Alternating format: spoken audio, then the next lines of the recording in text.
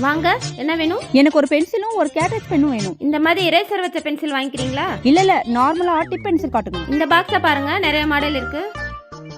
இந்த model okay. இது எவ்வளவுங்க? இந்த பென்சில் 10 ரூபா தான். இந்த பென்சில் 10 ரூபாயா?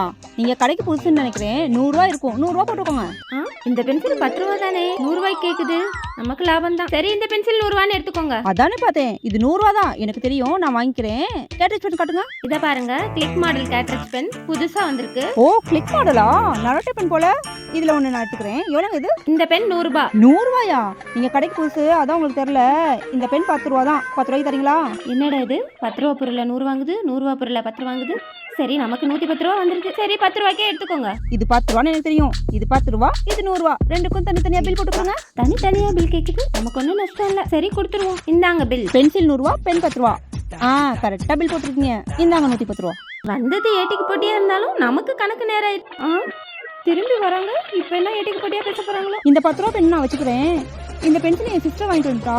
இதை வச்சுட்டு 100 ரூபா கொடுத்துருங்க.